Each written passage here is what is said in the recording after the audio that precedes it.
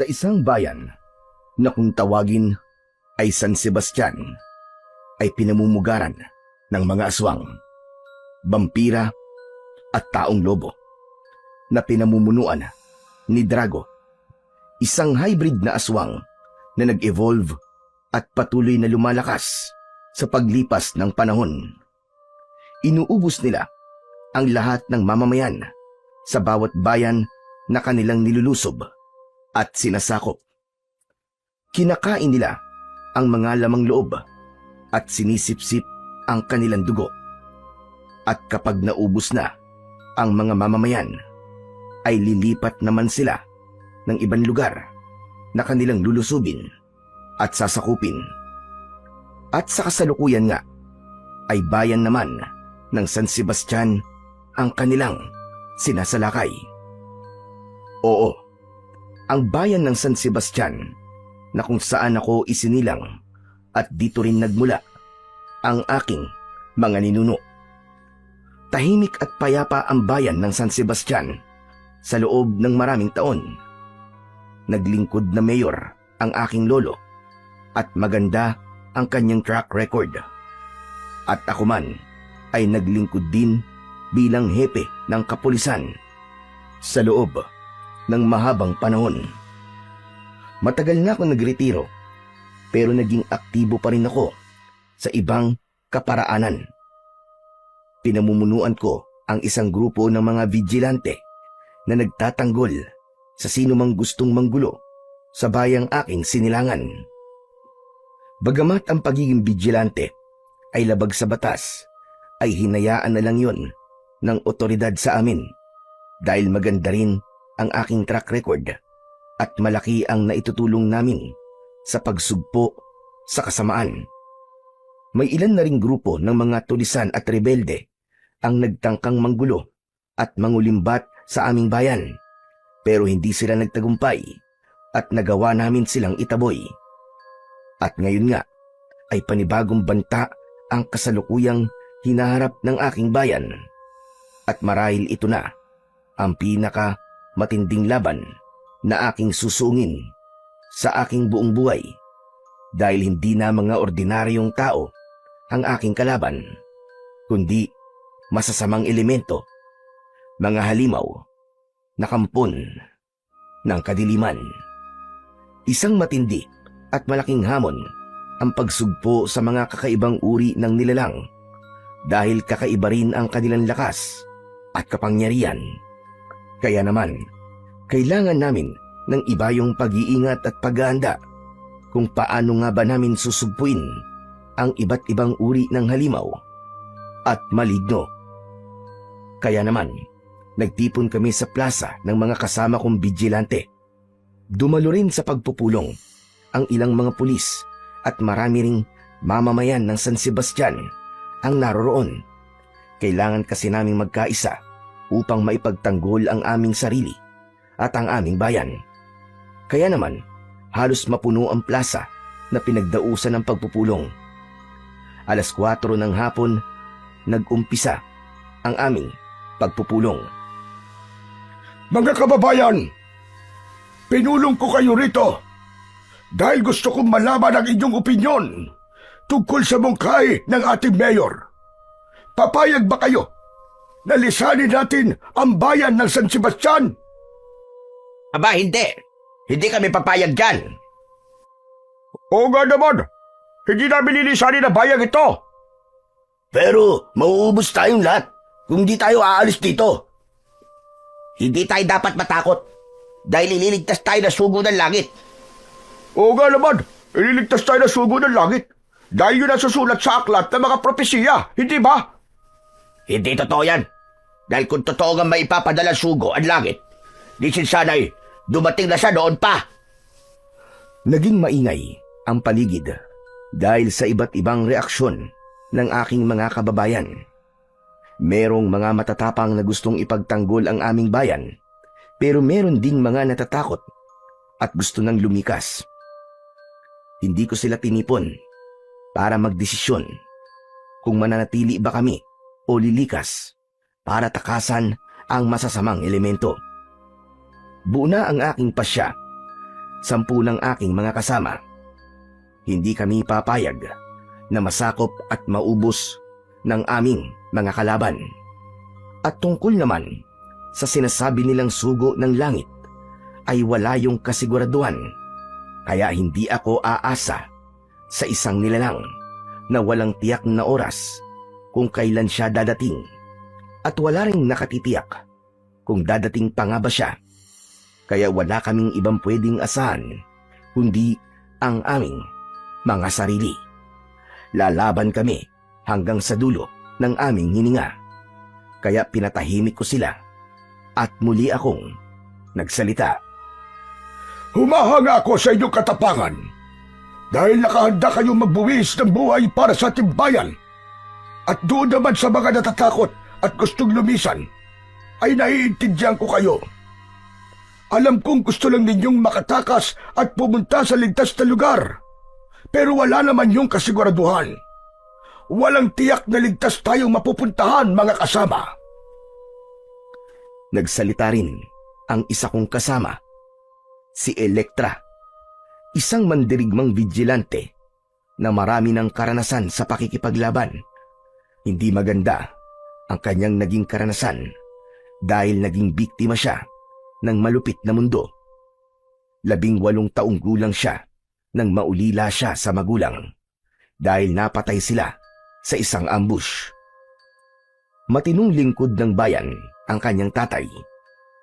Isang tapat na gobernador na maraming kalaban sa politika, at isang kurap na politiko ang nagpapatay sa kanya.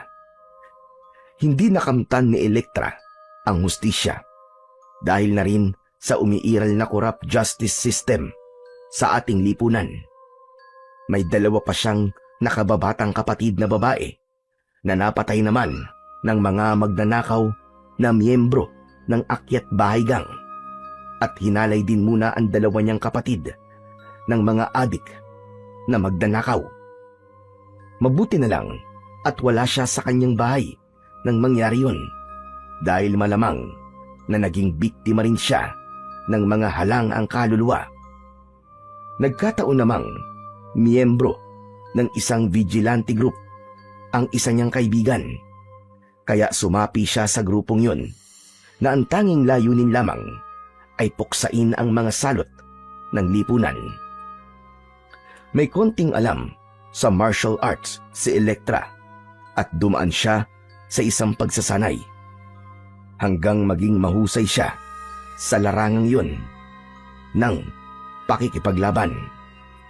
May kasapi rin sa kanilang grupo na Filipino-Japanese, si Hikaru, na dating ninja.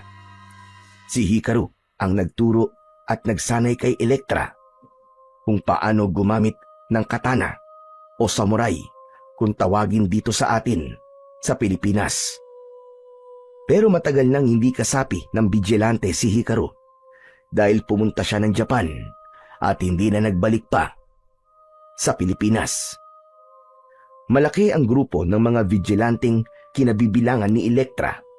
Iba't ibang klase ng tao ang kasapi rito na may iba't ibang propesyon, at karamihan sa kanila ay katulad ni Elektra na naging biktima ng maras na mundo. May kasapi rin sa grupo na isang henyong chemist na nakaimbento ng balang yari sa pilak na siyang pumapatay sa mga halimaw. Hindi lang kasi mga salot ng lipunan ang naging kalaban ng kanilang grupo, kundi pati na rin mga maligno.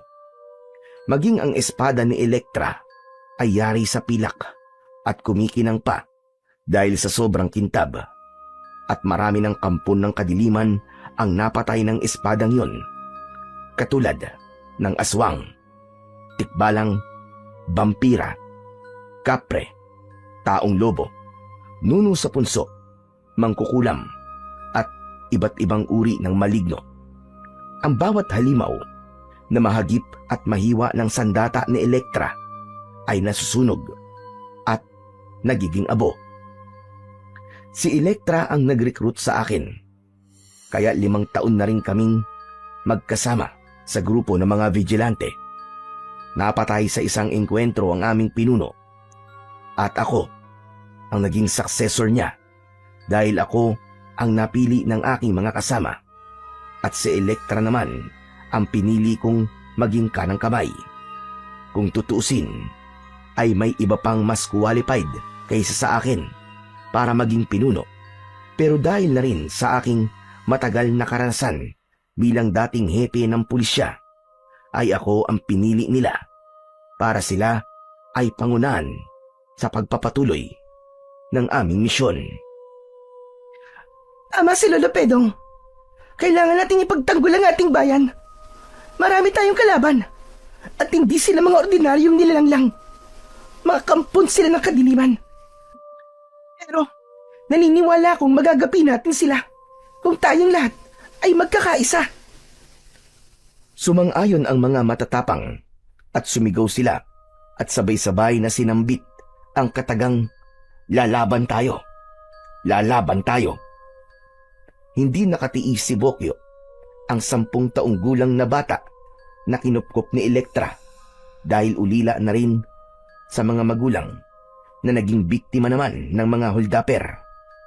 Kahit 7 taong gulang pa lang ay sinanay na ni Elektra si Bokyo at tinuruan kung paano makipaglaban. Kaya sa kanyang murang edad ay may karanasan na rin siya sa pakikipaglaban at ang kanyang sandata ay isang tirador at ang ibinabala niya sa tirador, tinggang pilak na kaya ring pumatay ng mga halimaw. Nasusunog din at nagiging abo ang bawat halimaw na tinitirador ni Bokyo. Tumayo sa harapan si Bokyo at buong yabang na ipinagmalaki ang kanyang sandatang tirador. Kasama rin akong lalaban sa mga halimaw. Nakikita niyo ba tong hawak kong tirador? Ito ang aking sandata. Pilak na tingga ang bala ko rito. At marami na rin akong napatay na aswang, vampira at tikbalang. May napatay din akong kapre, katulad ng pagpatay ni David kay Goliath. Umiral na naman ang kayabangan mo, Bokyo. Tumigil ka nga. Hindi ako nagyayabang, Ate Elektra. Dahil yun naman ang totoo, di ba? Tama ang kapatid mo, Elektra. Isang inspirasyon si Bokyo at magandang halimbawa para sa ating mga kababayan. Bata pa lang siya, pero may kakaiba siyang tapang at dedikasyon.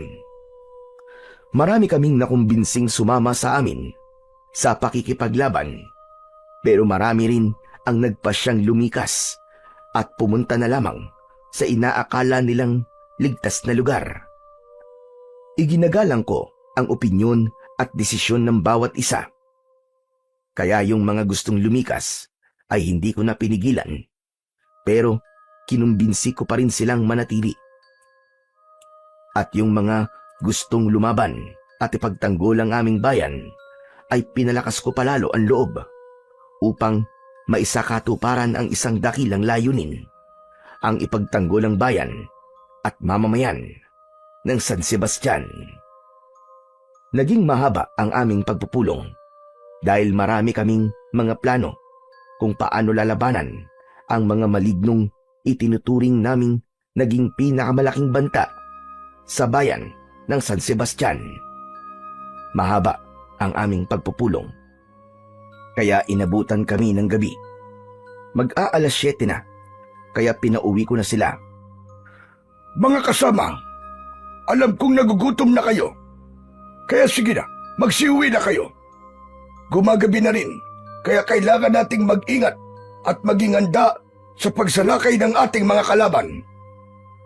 Hindi pa man ako natatapos sa aking pagsasalita, ay nakarinig ako ng sigawan at mga alulong ng asong gubat, at kasunod nun ay ang sunod-sunod na putok ng mga baril.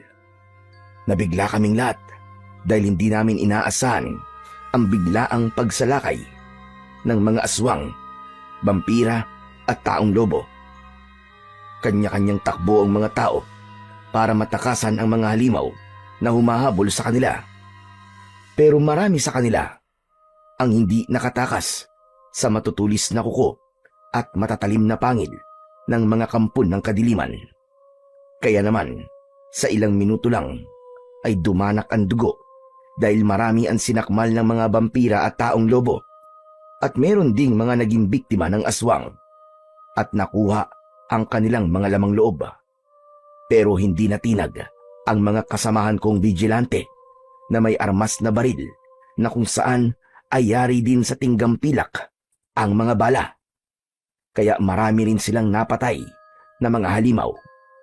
Pero hindi tumalab sa mga kalaban namin ang baril ng mga pulis dahil ordinaryong bala lamang ang gamit nila. Kaya naman, marami ring alagad ng batas ang nalagas sa hanay ng kapulisan. Naging maigpit ang pakikipagtunggali namin sa mga kampo ng kadiliman, pero kami pa rin ang nanaig sa bandang huli dahil tumakbo at tumakas ang aming mga kalaban. Ganun pa man ay marami silang naging biktima, kaya nagkalat sa buong paligid ang mga bangkay, nawakwak ang leeg at butas-butas ang katawan. Nakakalat din ang mga abo ng halimaw na aming napatay. Subalit alam naming hindi doon natatapos ang laban at sa katunayan ay umpisa pa lamang yon ng aming pakikidigma at masahol pa sa salot ng lipunan ang aming mga kalaban. Biglaan ng pagsalakay ng mga halimaw na yun. Hindi natin napaghandaan. Tama ka, Elektra. Pero kahit naman paano, ay lumaban tayo. Marami rin tayong napatay sa kanila. Pero ang mga kasamahan na lang nating vigilante ang naririto. Umuwi na ang ating mga kababayan. At malamang, hindi na natin sila makukumbinsing patuloy na makipaglaban dahil natakot na sila.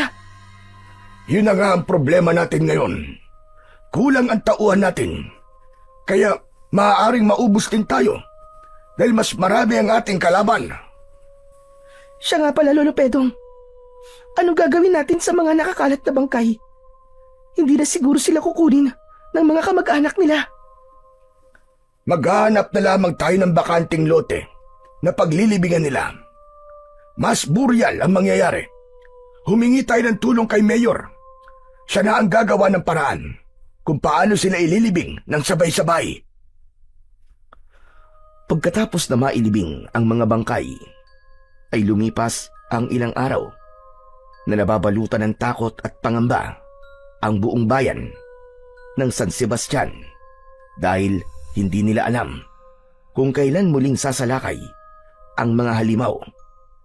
Naroon sila sa isang kuweba na kung saan ang kanilang pinuno ay si Drago. Si Drago ay isang hybrid na aswang dahil isa rin siyang vampira at taong lobo. Ang nanay niya ay isang aswang at ang tatay naman niya ay isang vampirang taong lobo. Kaya 3 klase ng halimaw ang kanyang mga alagad. Mga aswang, vampira at taong lobo. At kakaiba ang lakas ni Drago. Hindi mananalo sa kanya si Dracula kung sila ay maglalaban ng lakas sa lakas at kapangyarihan sa kapangyarihan. At dahil nga iba't ibang uri ng halimaw ang nananalaytay sa dugo ni Drago, ay kaya niyang magpalit-palit ng anyo.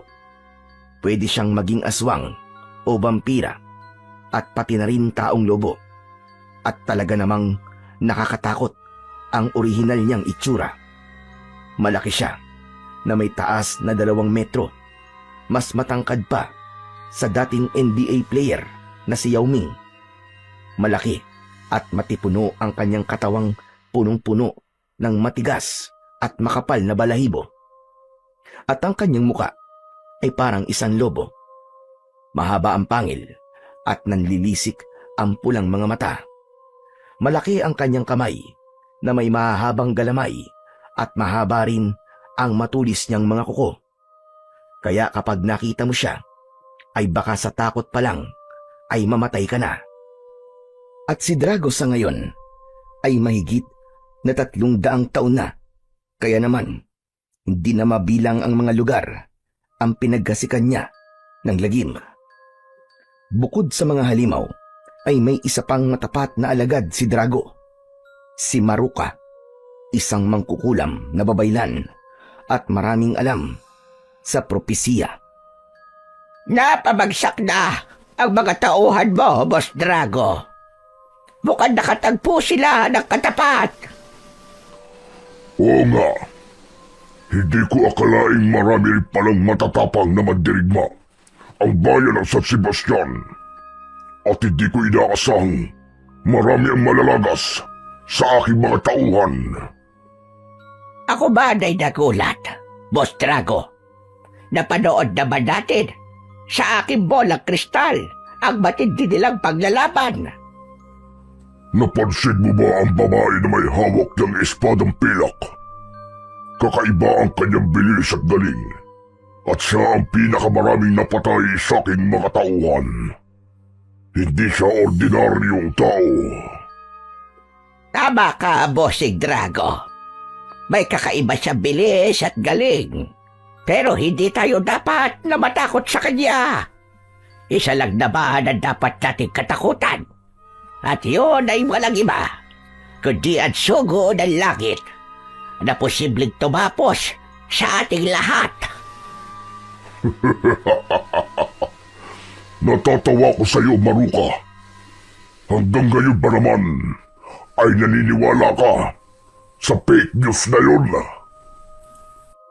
Totoo ang sinasabi ko, Bossing. Hindi yung fake news.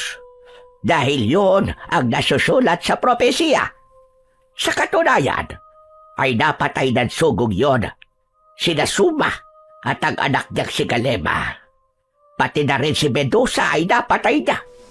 Hindi tumalab sa kanya ang kapangyarihan ni Medusa dahil hindi naging bato ang sugo ng langit. At sa totoo lang, Bossing Drago, kinakabahan na ako sa kanyang pagbabalik. Pues, hindi ako natatakot sa kanya. At kapag nagkaharap kami, ay uubusin ko kanyang dugo at magpapakabusog ako sa kanyang laman. Matagal-tagal ko na rin naririnig ang tungkol sa sugo ng langit, pero hindi ko alam kung dapat ko nga bang paniwalaan ang sinasabi nilang propesiya. At kung totoo ngayon, ay hindi pa rin kami dapat na umasa roon dahil hindi namin alam kung kailan ba darating ang tinutukoy nila na sugo ng langit. Malamang na malipol kaming lahat kung hihintayin pa namin ang isang bayani na magiging tagapagligtas daw ng sanlibutan. Hindi kami dapat na mag-aksaya ng panahon. Hindi na namin hihintayin pang muli na salakayin kami ng mga halimaw. Kaya kami na mismo ang sasalakay sa kanila. Pero hindi yun ganun kadali. Kailangan muna naming malaman kung nasaan ang kanilang lunggang pinagtataguan. At meron kaming nasagap na balita na isang kuweba ang kanilang kampo. At yun ang aming aalamin. Pinuntahan namin ni Elektra ang isang gubat at hinanap namin ang kuweba na yun. Lolo Pedong, halos maghapon na tayong naghahanap. Pero, hindi pa rin natin nakikita ang sinasabi nilang kuweba. Malapit na, Elektra. Nararamdaman kong malapit na tayo. Pero Lolo Pedong, malapit na rin kumagat ang dilim eh.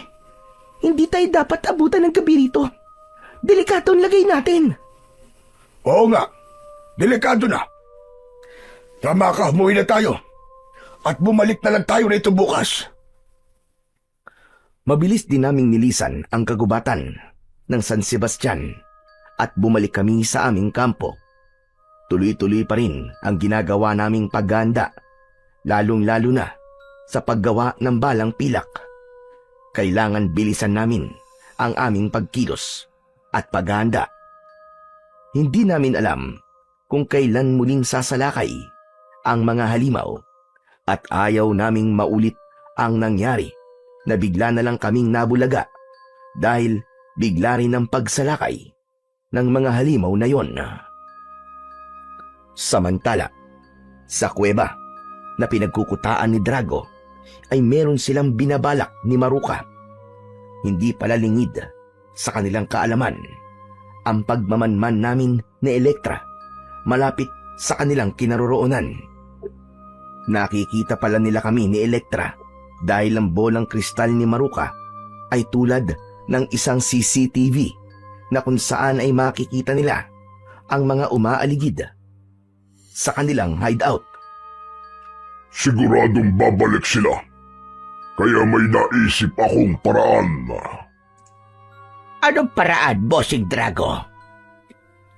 May ipapagawa kong misyon sa'yo. Kailangan kita para maisakatuparan ang aking plano. Anong mission yon, Bossing Drago? Baka naman mission impossible yan, Bossing. Gusto ko yan. Patutunayan ko sa inyong mas magaling ako kay Tom Cruise at James Bond. Huwag ka lang puro yabang, Maruka. Gawin mo ng maayos ang ipinagagawa ko. Hindi ito isang laro. Kinabukasan din ay bumalik kami ni Elektra sa gubat at umaasa akong matatagpuan na namin ang hinahanap naming kuweba na pinagkukutaan ni Drago. Nagpatuloy kami sa pagsasaliksik. Alam ko, malapit na kami.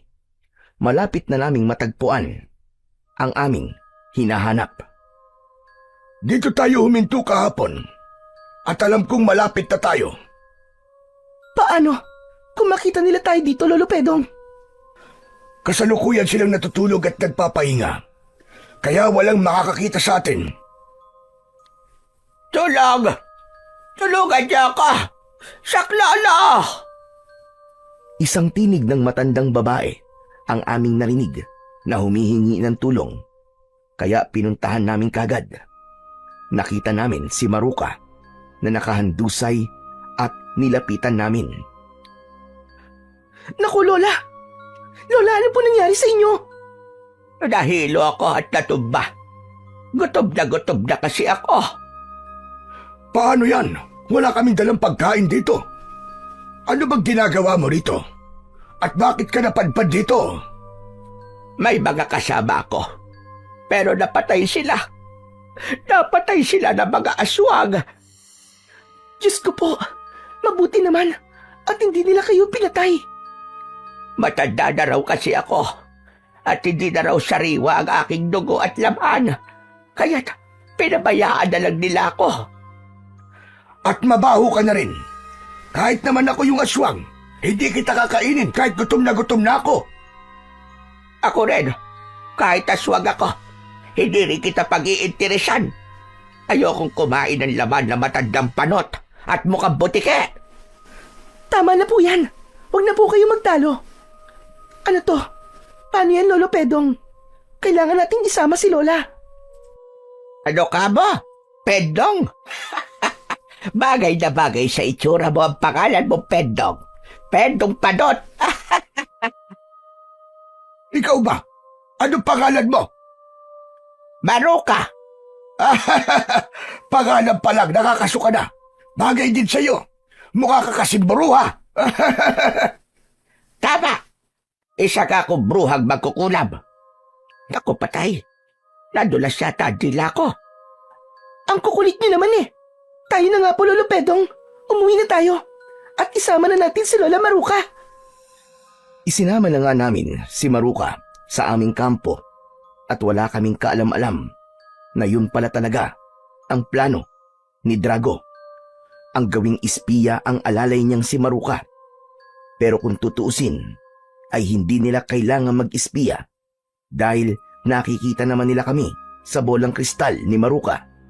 Marahil ay dahil yun sa limitasyon ng bolang kristal. Nakikita nila ang aming ginagawa pero hindi naman nila naririnig ang aming pag-uusap. Kaya naman, para lang CCTV ang bolang kristal ni Maruka. Hindi namin alam kung ano talaga ang binabalak ni Drago, kaya wala rin kaming alam sa panganib na aming haharapin. At nakuha ni Maruka ang aming tiwala dahil marami siyang alam na magpapatindi sa aming pagiging curious. At yun ay walang iba, ang tungkol sa sugo ng langit. Naniniwala rin pala kayo sa sugo ng langit, Lola Maruka? Oo naman. Dahil yon ay isang propesiya na siguradong magaganap. Noon pa man, ay marami na naghihintay sa pagbabalik ng sugo ng langit. Pero, bakit wala pa rin siya hanggang ngayon? Baka naman, traffic din ang daan mula langit hanggang Pilipinas. Hoy, ikaw, Padot! Huwag mong gawin biro ang pagbabalik ng sugo ng langit. Hoy, bruha! Huwag ka rin basta-basta maniniwala sa iyong naririnig. Baka fake news lang yan. Ay, nako. Parehong-pareho kayo ni Bossing. Ganyan-ganyan din kasi ang kanyang sinasabi. Lola, sino pong bossing ang tinutukoy nyo? Naku, patay. Nadulas na naman ang dila ko. Baka si Bossing Big Soto. Tama ba ako, ha? Maruka? Hindi yon. Si Bossing ko rimawan tinutukoy ko. Hindi rin kasi siya naniniwala sa propesiya. Nang sumunod na araw, ay bumalik kami sa hinala naming pinagtataguan ni Drago. Pero hindi na namin yon makita. Hinalughog namin ang buong paligid. Subalit parang paikot-ikot lamang kami na parabang ginamitan kami ng isang mahika. Kahit na anong pagsisikap namin ay lagi kaming naliligaw at hindi namin matuntun-tuntun ang dati naming pinuntahan. At minsan pa ay inabot na kami ng takip silim. Kaya umalis na kami roon at nabigo kaming makita ang kuta ni Drago. Madilim na nang makalabas kami sa kagubatan ng San Sebastian. At sa aming paglalakad, may narinig kaming malakas na ugong. At nang kami ay tumingala, ay may nakita kaming isang sasakyang panghimpapawid. At kahit madilim, ay alam naming bilog ang hugis nun dahil may nakapalibot na maraming ilaw sa sasakyang yon. Para yung isang UFO na mabilis na bumubulusok pababa at marahil ay nawalan ng kontrol at siguradong babagsak. At ilang sandali pa ay nakarinig kami ng pagsabog dahil bumagsak nga ang sasakyang yon. Malapit lamang ang pinagbagsakan nun sa aming kinaroroonan. Halika, Elektra! Puntahan natin! Tignan natin kung ano yun! Sandali lang, Lolo Pedong. Hindi natin alam kung anong nakasakay doon. Paano? Kung alien ang mga yon? Paano natin malalaman kung hindi natin titignan, hindi ba? Pero, Lolo Pedong, Halika na! Bilisan natin! At pinuntahan na nga namin ang lugar na pinagbagsakan ng mahiwagang sasakyan.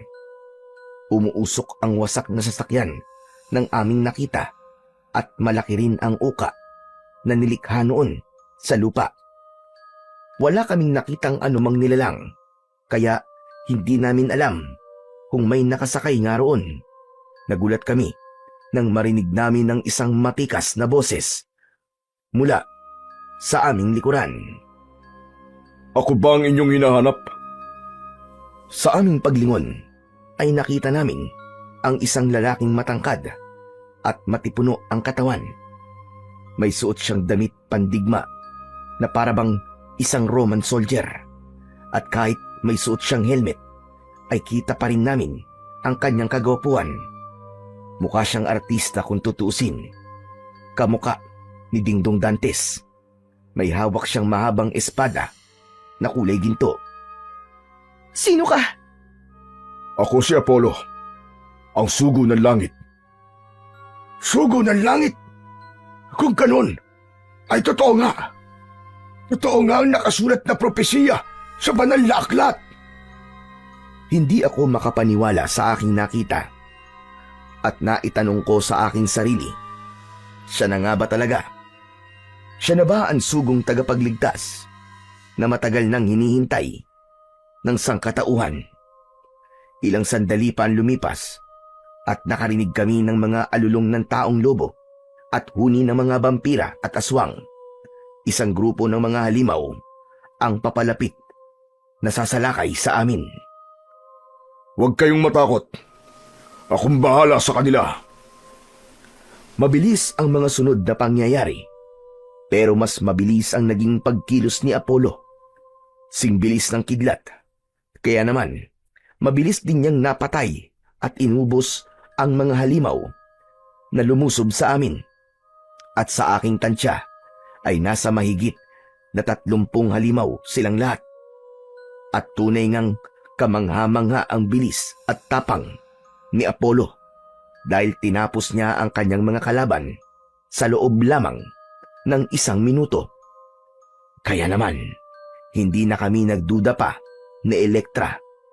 Isang matibay na ebidensya ang aming nasaksihan. Si Apollo nga, ang sugo ng langit. Tuwang-tuwa kami ni Elektra dahil nabuhay ang aming pag-asa. Totoo nga palang may sugo ang langit na magliligtas hindi lamang sa bayan ng San Sebastian, kundi sa buong mundo. At isang malaking karangalan ang makilala namin siya. Inanyayahan namin si Apollo na sumama sa aming kampo at malugod naman niya kaming pinaunlakan. At malugod din siyang tinanggap ng aming mga kasama. At siya ang nagbigay sa amin ng lakas ng loob para maging matapang at hindi matakot sa aming mga kalaban. Pero sa pagdating ng isa pang panauhin, ay isa namang panauhin ang nawala at biglang lumisan. Teka, nasan pala si Lola Maruka? Umalis siya, Ate Elektra. Ano? Saan daw siya pupunta? Hindi niya sinabi, pero babalik din daw siya kagad. Anong oras ba siya umalis? Kanina pa po, pagkatapos namin magtanghalian. Ganun ba?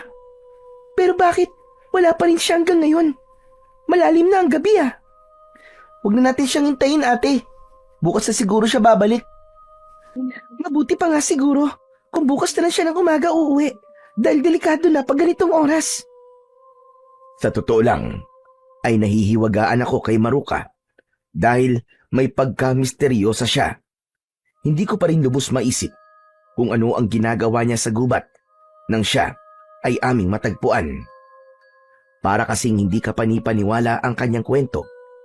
Ang sabi niya ay meron siyang mga kasama na pinatay ng aswang. Meron bang aswang na sumasalakay sa katanghalian ng araw?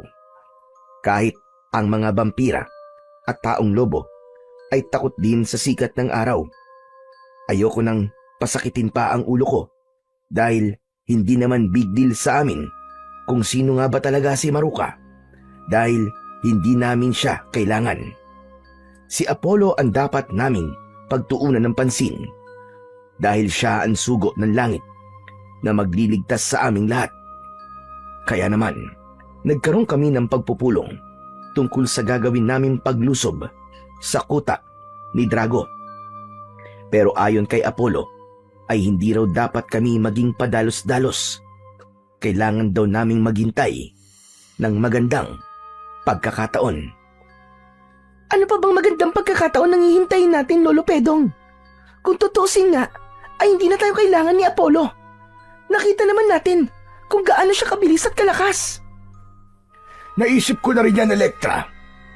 Kayang-kaya ni Apollo na ubusin ang mga halimaw kahit mag-isa lang siya. Pero wag nating iasa sa kanya lahat. Kailangan magkaroon din tayo ng partisipasyon. Kaya hihintayin na lang natin ang kanyang go signal, ganun ba?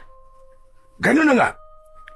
Dahil sa pagkakataong ito, ay hindi na ako ang pinuno ng ating grupo, kundi ang sugo na ng langit. Siya ang dapat nating sundin at pakinggan. Kinabukasan ay hinintay namin ang pagbabalik ni Maruka, pero hindi siya dumating. Kung sa bagay, mas mabuti na rin yun dahil wala naman siyang maitutulong sa amin. At sa halip ay madadagdag lang siya sa mga dapat naming alalahanin. At ng mga sandaling yon ay nagbalik na pala siya sa loob ng kuweba at nagulat kay Drago tungkol sa lahat ng kanyang nakita sa aming kampo. Dahil ang misyong ipinagawa sa kanya ni Drago ay maging espiya at tiktikan ang mga ginagawa namin. Kumusta na ang misyon mo? Nagawa mo ba? Nagalugad mo ba ang buo nilang kampo? Bossing. Iba pa rin pala talaga ang nakikita ko ng personal kaysa roon sa nakikita natin sa bola kristal. Marami ba ang tauhan ni Pedong? Marami, bossing. At highly organized ang kanilang grupo. Mahuhusay ang kanilang panday.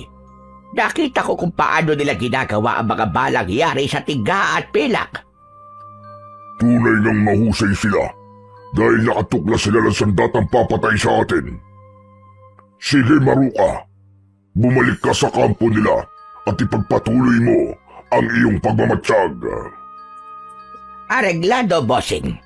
Pupunta ulit ako roon at sa aking pagbabalik ay mas marami ang dadalhin kong impormasyon sa inyo.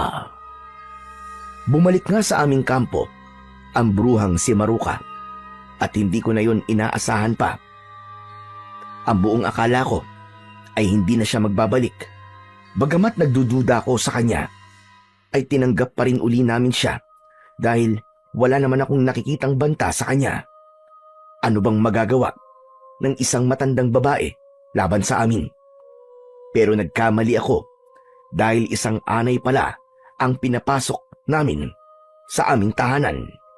Isang anay na sisira sa aming tahanan.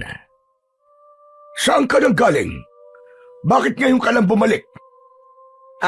May dinalaw lang ako kamag-anak dito sa bayan ng San Sebastian. At bakit ka nagbalik? Meron ka bang nakalimutan? May problema ba, Pedong? Hindi na ba ako welcome dito?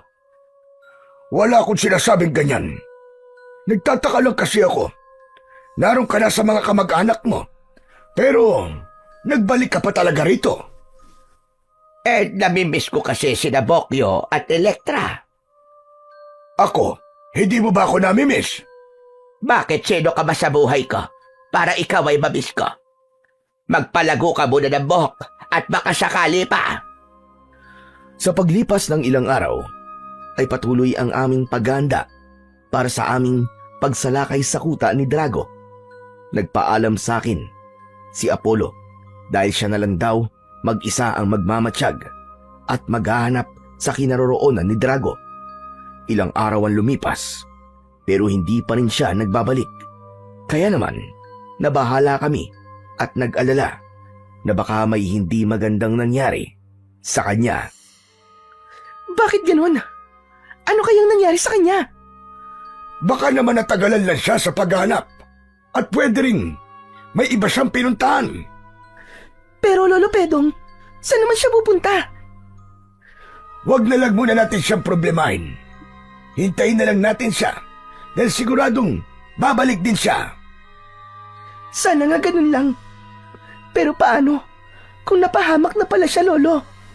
Imposible yun, Elektra. Nakita naman natin kung gaano siya kalakas. At siya ang sugo ng langit. Kaya walang anumang masamang mangyayari sa kanya. Ilang araw pa ang lumipas pero hindi pa rin bumabalik si Apollo. Kaya kaming lahat ay unti-unting pinanghinaan ng loob. Ang aming buhay na pag-asa ay unti-unti na ring namamatay. Ano na nga ba ang nangyari sa sugo ng langit na aming tagapagligtas? Inabandona na niya ba talaga kami ng lubusan? Pinaasa lang ba niya kami? Maraming tanong sa aming mga puso at isipan at wala kaming mahagilap na sagot. Para kaming mga basang sisiw na iniwan ng aming ina. Pero hindi kami dapat maging duwag dahil sa umpisa naman ay buo na ang aming loob na lumaban kahit wala pa ang sinasabi ng propesiya na sugo ng langit. Kaya hindi kami papayag na mamatay ng hindi lumalaban. Kaya naman, tinipon ko at muling pinulong ang aking mga kasama. Sinikap kong palakasin ang kanilang loob dahil sa pagkakataong yun ay wala kaming ibang dapat asahan kundi ang aming mga sarili. Hanggang sa dumating ang aming pinangangambahang pangyayari dahil isang gabi ay humahangos na lumapit sa akin si Bokyo. O Bokyo, humihingal ka. Saan ka ba nanggaling? Meron ka bang ibabalita sa akin? Opo, Lolo Pedong. May dala po akong masamang balita. Ano ka mo masama? Aba, di sana'y nilagyan mo ng make-up para naman gumanda-ganda kahit papano ang ibabalita mo sa akin. Ano ba yan? Hindi po ako nakikipagbiruan sa inyo, Lolo Pedong. Okay, sige. Sabihin mo ng tinutukoy mong masamang balita. Lolo Pedong, muli pong sumalakay ang mga limaw. Ano ka mo? Saan sila sumalakay? Pinasok po nila ang bahay ni Kapitan, pati na rin po ang bahay ng kanilang mga kapitbahay. Diyos ko! Humanda kayo! Tutulungan natin sila! Dali-dali kong tinipon ang aking mga tauhan at pinuntahan namin ang lugar na tinutukoy ni Bokyo. Pero huli na ang lahat. Hindi na namin inabutan ang mga halimaw at sa halip ay mga dugo ang bangkay ang aming natagpuan sa loob ng mga bahay na aming pinasok. Kaya naman, ang karamihan sa mga natitirang buhay na mamamayan ng San Sebastian ay lumikas na at nagtago sa inaakala nilang ligtas na lugar. Halos maiyak ako sa sobrang panlulumo dahil nagmistulang ghost town na ang buong bayan ng San Sebastian.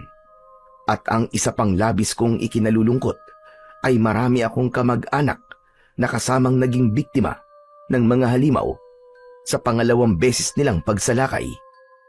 Sobrang sakit dahil wala akong nagawa para maipagtanggol sila. Hindi na ako makapagtimpi. Halos manginig na ang buo kong katawan sa sobrang galit sa mga halimaw na yon. Gusto kong maghiganti pero hindi ko alam kung saan ko sila hahagilapin. Galit na galit din ang aking mga kasamang vigilante dahil marami rin sa mga kamag-anak nila ang naging biktima ng mga halimaw. Kinabukasan ay muli kong tinipon ang aking mga tauhan. Hindi ko alam kung saan ang eksaktong lugar na pinagtataguan ni Drago at ng kanyang mga alagad, pero pupunta pa rin kami sa pinuntahan namin ni Elektra. Ilang beses na kaming naligaw sa lugar na yon, pero sisikapin pa rin naming matuntun ang kuta ni Drago, kasama man namin o hindi, ang sugo ng langit. Maaga tayong sasalakay sa kuta nila. Susurpresahin natin sila habang sila ay natutulog at nagpapahinga. Tama si Lolo Pedong. Huwag na nating hintayin pa ang muli nilang pagsalakay. Kaya tayo na mismo ang sasalakay sa kanila. Siyempre kasama ako. Uubusin natin lahat ang mga salbayang halimaw na yon. Ako rin. Sasama rin ako sa inyo. Apollo! Ikaw ba yan? Diyos ko, maraming salamat at dumating ka. Hindi ko inaasahan na magbabalik si Apollo. Ang buong akala ko talaga ay pinabayaan na kami at iniwan ng sugo ng langit dahil halos 1 linggo na siyang nawala. Humingi siya ng paumanhin dahil natagalan ng kanyang pagbabalik. Marami pa raw kasi siyang ibang bagay na inasikaso at hindi na ako nag-usisa pa. Ang mahalaga ay kasama na namin siya at nakatitiyak akong kami ay magtatagumpay. At meron siyang magandang balita. Alam na raw niya kung nasaan ang kuta ni Drago at ng kanyang mga alagad. Kaya pinangunahan niya kami sa lugar na dapat naming puntahan. Halos 2 oras din kaming naglakad dahil maraming pasikot-sikot kaming dinaanan. Pagod na pagod kami nang makarating kami sa isang kuweba.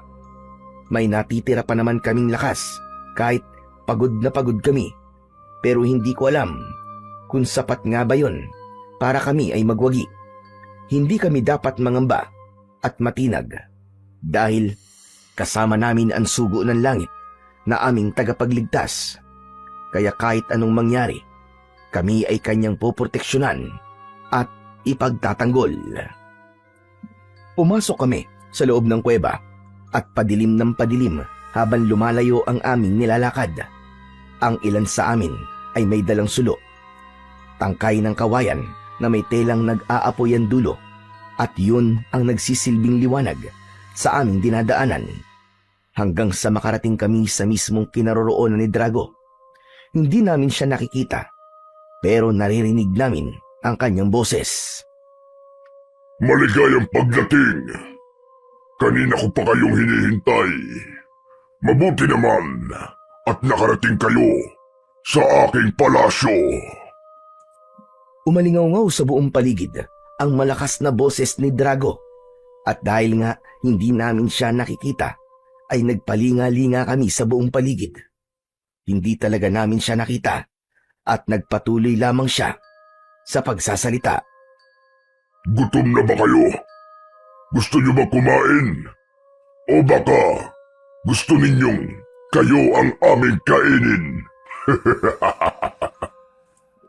Hindi pa rin namin nakita ang pinagmumulan ng boses na yon. At dahil sa huli niyang sinabi, kami ay naalarma at natakot. At lalo kaming nangamba dahil napansin naming wala na si Apollo. Hindi namin alam kung saan siya nagpunta. Saglit lang kaming nalingat at bigla na siyang naglaho. Oh, bakit kayo natigilan? Naduduwag na ba kayo? Nasaan na pala ang ipinagmamalaki ninyong sugo ng langit?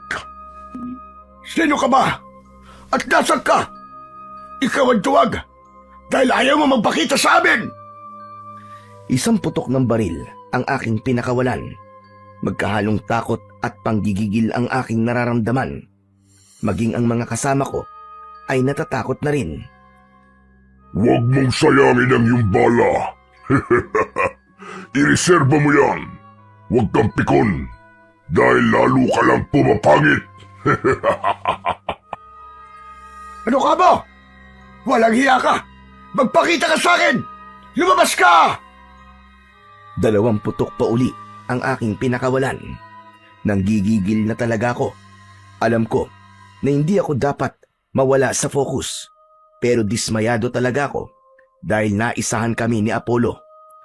Matagal na pala nilang pinag-usapan ni Drago ang gagawing pagpapanggap bilang sugo ng langit. Isinakripisyo ni Drago ang ilan niyang alagad na napatay ni Apollo, at ngayon nga ay nahulog sila sa isang patibong dahil si Apollo mismo ang nagdala sa kanila sa harapan ni Drago. Kaya gano'n na lang ang pagkadismaya ko. Relax lang, Lolo Pedong. Sayang ang bala. Pero anong gagawin natin? Nasaan na ba si Apollo?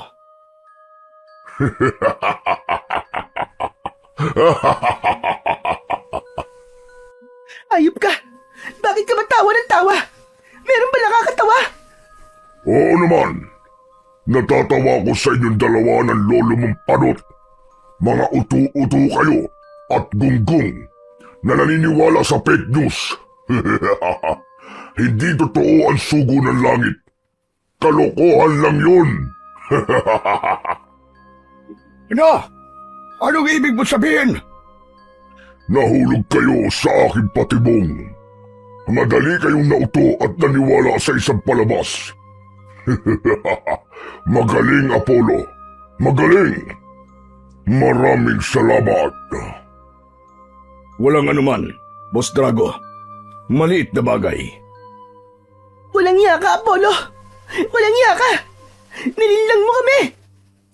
Huwag niyong sisihin si Apollo, kundi ang mga sarili niyo.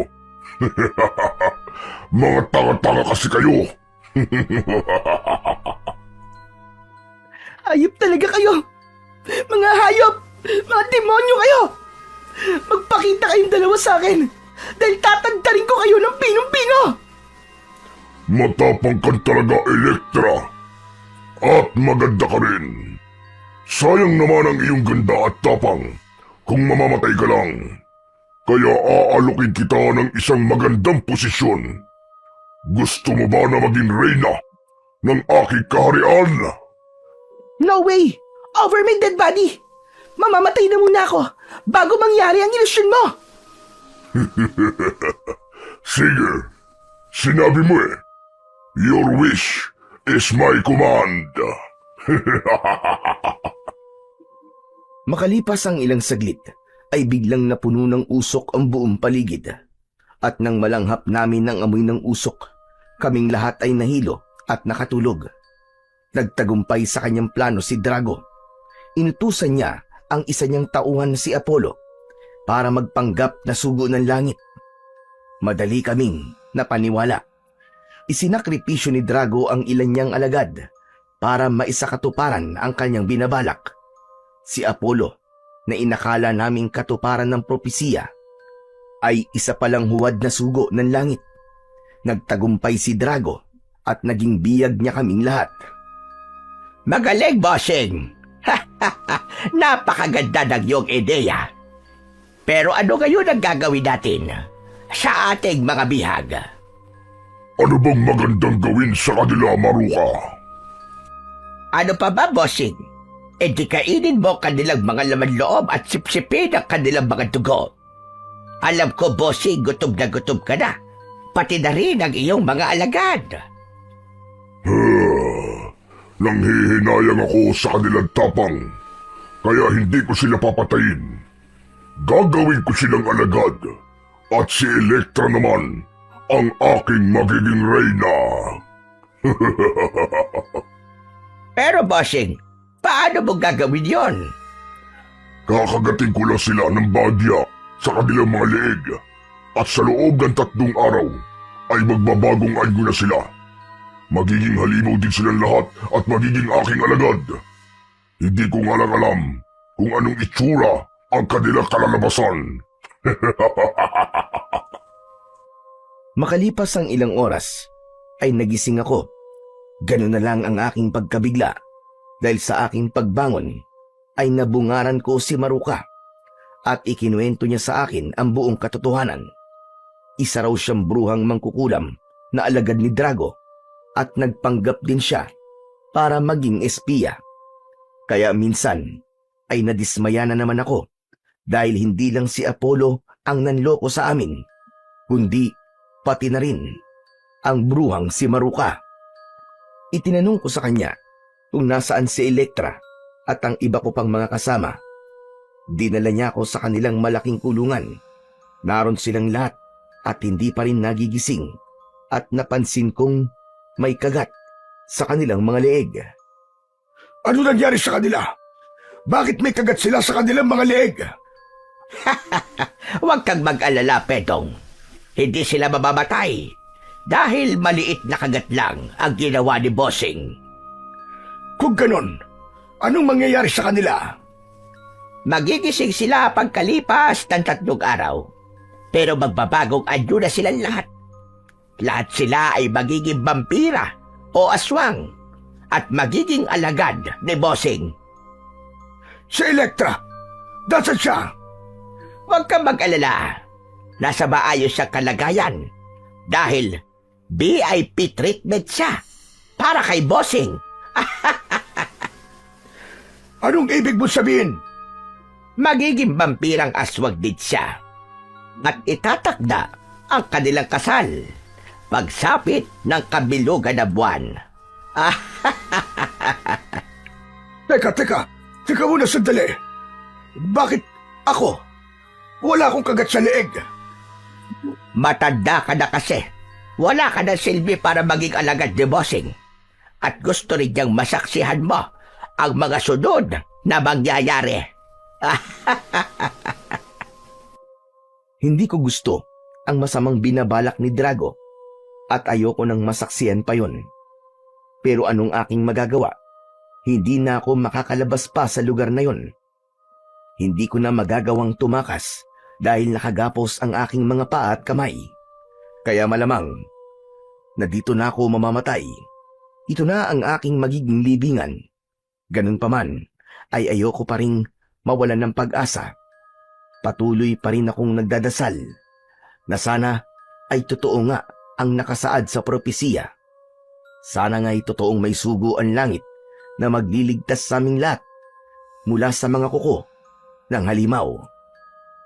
At kung wala na nga akong dapat na asahang tagapagligtas, ay nananalangin na lang ako na sana'y makatakas ako. Pero kung sakaling ang makatakas ako, ano ang aking gagawin? Hahayaan ko na lang bang mapahamak ang aking mga kasama dahil magiging alagad din sila ni Drago? Marahil ay wala na akong ibang magagawa kundi ang manalangin at mukhang dininig ng Diyos ang aking panalangin. Lolo Pedong! Lolo Pedong! Lolo Pedong, gumising kayo! Bokyo, ikaw nga ba yan? Ako nga po ito, Lolo Pedong! Paano ka nakatakas? Tumakas na po agad ako nung una ko marinig ang boses ng pinuno ng mga halimaw. Wala pong nakapansin sa akin at naganap po ako ng malalabasan. May nakita ka ba? Opo, Lolo Pedong. Pero hindi ko po kayo pwedeng iwan, pati na po mga kasama natin. Kaya naghintay po ako ng pagkakataon. Nasaan na po si Ate Electra? Biyag ni Drago si Electra at magiging halimaw din siya pagkatapos ng 3 araw. Magiging alagad siya ni Drago, pati na rin ang ating ibang mga kasamaan. Paano po nangyari yun? Huwag ka na magtanong. Kalagin mo na lang ang gapos ko at tumakas na tayo. Samantalahin natin ang pagkakataon habang natutulog silang lahat. At kinalag na nga ni Bokyo ang aking gapos at nakalabas kami ng kuweba. Nagpunta kami sa aming kampo at iilan na lang ang natira kong kasama. Sila ang mga naiwang bantay at ang lahat ng aking mga kasama pati si Electra ay bihag na ni Drago. At hindi ko alam kung may magagawa pa nga ba kami upang mapigilan ang pagbabagong anyo ng aking mga kasama. Saan nga ba kami pupunta? Kanino kami lalapit upang humingi ng tulong? Isa lang ang alam kong paraan, ang pinaniniwalaan, ang nakasulat na propesiya at umasang magbabalik ang sugo ng langit upang kami ay iligtas. Mabilis na lumipas ang oras hanggang minsan pa ay sumapit na ang dilim. Tahimik ang buong paligid. Nakakabinging katahimikan. At sino pa nga ba ang mag-iingay? Halos naubos na ang mamamayan ng San Sebastian. Marami ang napatay at naging biktima ng mga halimaw. Marami ang natakot at nagsilikas. May ilan pa namang natitira na hindi umaalis dahil wala naman silang mapupuntahan at naghihintay na lamang sa muling pagsalakay ng mga halimaw na tatapos sa kanilang mga buhay. Ilang minuto pa ay may narinig na naman kaming alulong ng lobo at huni ng mga vampira at aswang. Naririyan na naman sila para maggasik ng lagim. Kaya naman, naramdaman naming papalapit na ang aming kamatayan at hindi na namin yon matatakasan. Ganun pa man, sa kabila ng papalapit na panganib, ay may napansin kaming maliit na liwanag sa may kalayuan at palaki ng palaki ang liwanag at palapit ng palapit na parabang nakikipag-unahan sa paglapit ng mga halimaw. At nang malapit na ang liwanag ay nalantad ang tunay niyang anyo. Isang mahiwagang nilalang ang nakasakay sa kabayong kulay puti. Kulay puti rin ang suot niyang damit na sobrang liwanag at nakasisilaw tignan. Subalit mas nakakasilaw ang kanyang muka at nagbabagang parang apoy ang kanyang mga mata. Maging ang dala niyang espada ay nag-aapoy din. Sino ba ang nilalang na ito? Siya na ba ang hinihintay naming sugo ng langit? O isa rin ba siyang impostor na katulad ni Apollo? Palapit na rin ng palapit ang mga halimaw at sinalubong sila ng mahiwagang nilalang na nakasakay sa kabayo at pinaslang niya ang mga halimaw gamit ang espadang nag-aapoy. Ang bawat halimaw na mahagip ng kanyang espada ay naglalahong parang bula. Walang naiiwang bakas kahit isang butil ng abo. Marami ang napatay niyang mga halimaw. Hindi ko alam kung gaano sila karami, pero sa aking tansya ay aabot sa 100 silang lahat. Sino nga ba ang nilalang na ito? At bakit ganun siya kalakas? Marahil nga'y siya na ang sugo ng langit dahil mas mabilis siya at mas malakas kumpara kay Apollo. Ilang sandali pa ay unti-unting nagbago ang anyo ng mahiwagang nilalang. Nawala ang liwanag sa suot niyang damit at hindi na rin nakakasilaw ang kanyang muka. Nagbago ang kanyang itsura na ngayon katulad na lang ng isang tao, isang binatang maamo ang muka, at siya ay lumapit sa amin. Kumusta mga kaibigan? Ayos lang ba kayo? Ayos lang kami. Huwag kayong matakot. Hindi ako kaaway. Isa akong kaibigan at naparito ako upang kayo ay iligtas. Sino ka ba? Ikaw ba ang katuparan ng propesiya? Ikaw ba ang sugo ng langit na magliligtas sa sanlibutan? Hindi ka ba isang impostor na katulad ni Apollo? Hindi ako isang impostor. Dahil ako ang tunay na sugo ng langit. Kung ganon, tulungan mo ang aking mga kasamang binihag ni Drago. Sige, sabihin niyo kung nasan sila at ngayon din ay pupuntahan natin sila. Hindi kami nag-aksaya ng panahon kaya agad din naming pinuntahan ang kuta ni Drago at alam na rin ni Drago ang nangyari dahil nakita niya sa bolang kristal kung paano paslangin ng sugo ng langit ang kanyang mga kampon. Kaya gano'n na lang ang kanyang pagkadismaya at pagkabahala. Sabi ko naman sa'yo, bossing, totoo nakasulat na propesiya. Kaya dumating na ang katapusan nating lahat. Patay na tayo ngayon. Hindi. Hindi totoo yan, Maruka. Dahil si Apollo ang papatay sa sinasabi mong sugo ng langit. Nakita mo naman, bossing, kung gaano siya kalakas. Kaya maging si Apollo ay walang magagawa laban sa kanya. Tumahimik ka. Ayoko nang makakarinig ng kahit na ano tungkol sa lecheng sugo ng langit na yan. Tingnan mo, bossing. Tingnan mo ang aking bola kristal. Papunta na rito sila Pedong. Kasama ang sugo ng langit. Tumakas na tayo rito, bossing. Halina kayo. Bakit ba takot na takot ka sa kanya? Dahil nakakatakot naman talaga siya, bossing. Kanino ka ba mas takot? Sa sinasabi mong sugo o sa akin? Nanlisik ang mga mata ni Drago at inilabas niya ang kanyang mahaba at matutulis na pangil. Bossing naman, huwag mo kong tignan ng ganyan na para bang lalapain mo ako. Lalapain talaga kita kapag napikon ako sa'yo, Maruka. Pasensya na, bossing, pasensya na. Kinakabahan lang talaga ako. Kaya parang gusto kong tumakas. Hindi. Hindi tayo tatakas. Dahil ako mismo. Ako ang papatay sa sugo ng langit. Kahit madilim ang aming dinadaanan, ay natuntun pa rin namin ang kuta ni Drago. At sa bungad pa lang ng kuweba, ay sinalubong na kami ng isang katerbang alagad ni Drago. Biglang nagbago ang anyo ng sugo at minsan pa, nagliwanag ang kanyang damit.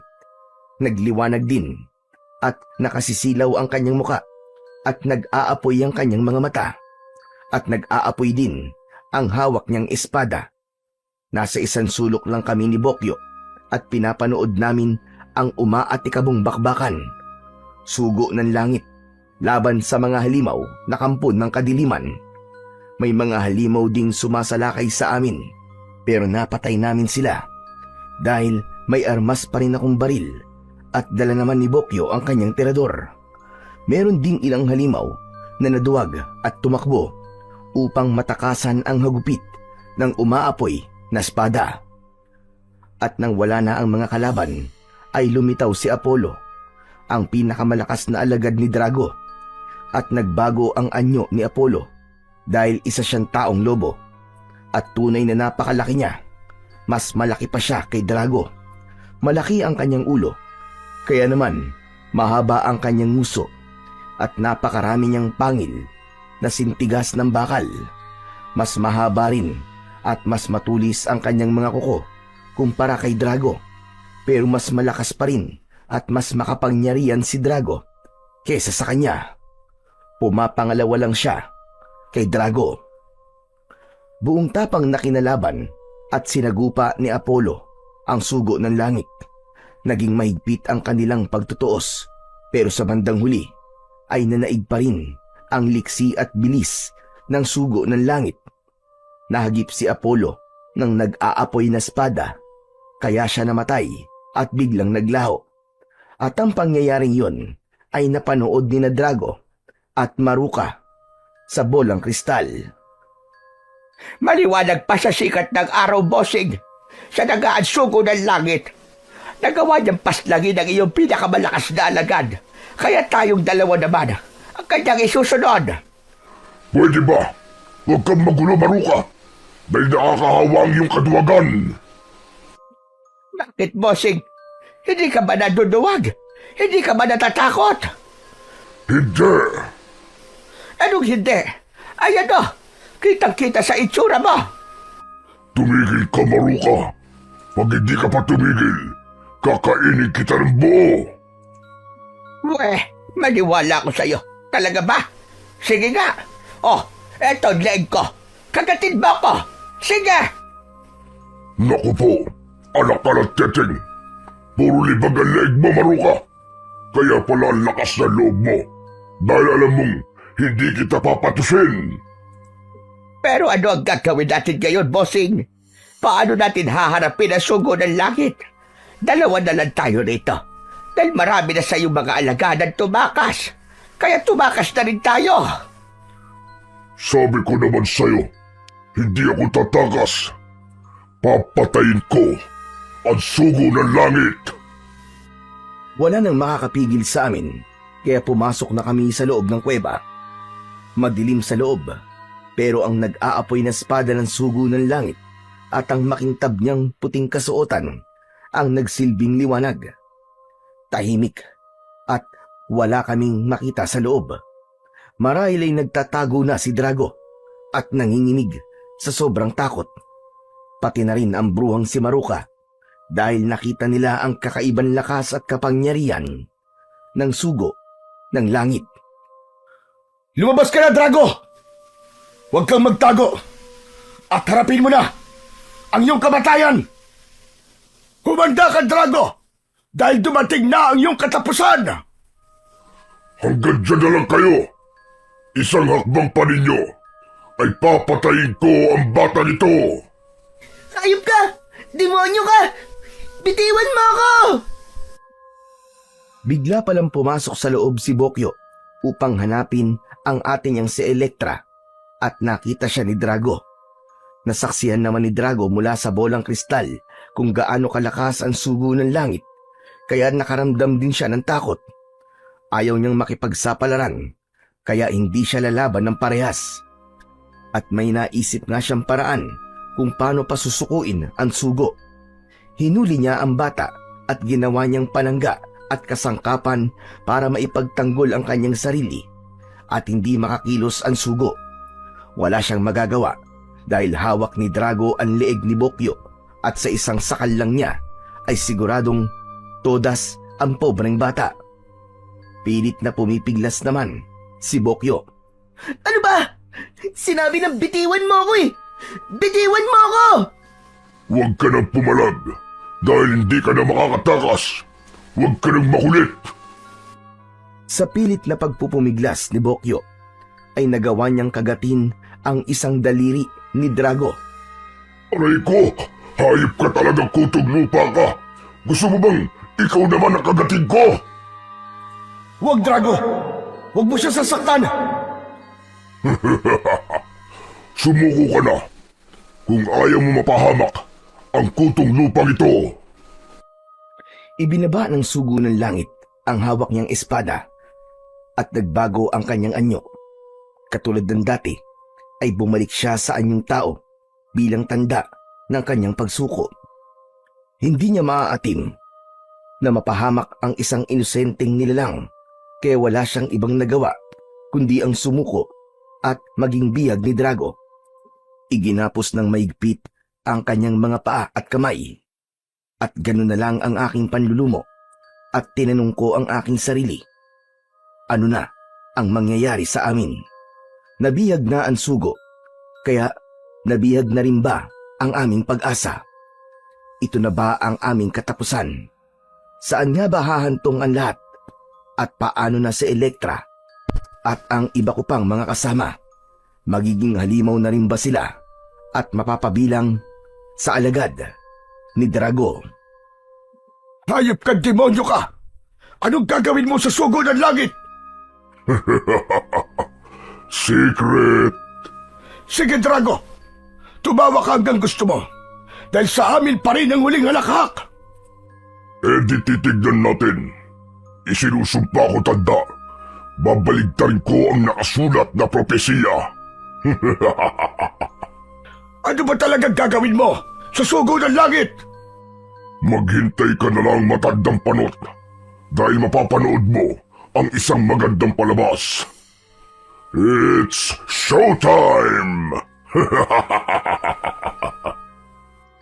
Tinipon ni Drago ang natitira niyang mga tauhan dahil sa araw na yon ay magdadao siya ng isang engranding selebrasyon dahil sa gabing yon ay ipagdidiwang nila ang kanilang tagumpay dahil nabihag na nila ang sugo ng langit. Iginapos ni Drago ang mga kamay ng sugo at hinubaran ng damit na pang-itaas at pagkatapos ay itinali rin ang kanyang mga paa at binti at ibinitin ng patiwarik at pagkatapos ay kumuha siya ng latigo at hinagupit niya ang sugo ng langit sa buong katawan. Tuwang-tuwa namang nanonood ang kanyang mga alagad. Bawat hagupit ay dumalatay at may tumitilamsik pang dugo. Kaya ipinikit ko na lang ang aking mga mata dahil hindi ako makatagal sa aking nakikita. Ganun pa man, kahit nakapikit ang aking mga mata, ay naririnig ko naman ang lakas ng bawat hagupit, pati na rin ang mga impit na daing ng sugo. Damang-dama ko rin ang nararamdaman niyang sakit at paghihirap. Ibiniti na nga siya ng patiwarik at pagkatapos ay hinagupit pa ng latigong maraming matutulis na sima. Tuloy-tuloy ang hagupit ni Drago at huminto lamang siya nang siya ay mapagod. Punong-puno ng latay at sugat ang iba't ibang bahagi ng katawan ng sugo at duguan na rin siya. Tuwang-tuwa si Drago sa kanyang nakikita at ilang malulutong na halakhak ang kanyang pinakawalan at maging ang kanyang mga alagad ay nagtawanan din. At ako naman ay nanlumo at napaiyak. Hindi ko lubos maisip kung yun ba talaga ang nakatakdang mangyari. Nilapitan ni Drago ang sugo at nilibak pa niya ito. Ganon siya kakampante dahil alam niyang hawak na niya ang tagumpay. O ano, sugo? Kumusta na? Masarap ba? Kaya mo pa ba? Sige, Drago. Tuparin mo ang iyong papel para matupad ang propesiya. Tatarantaduhan ang sinasabi niyong propesiya. Mga hangal lang at baliwang naniniwala roon. Patutunayan ko sa inyo na walang kwenta ang inyong pinaniniwalaan. Dumating na ang inyong katapusan. Ang dami mong pinatay sa aking mga tauhan, kaya papatayin din kita.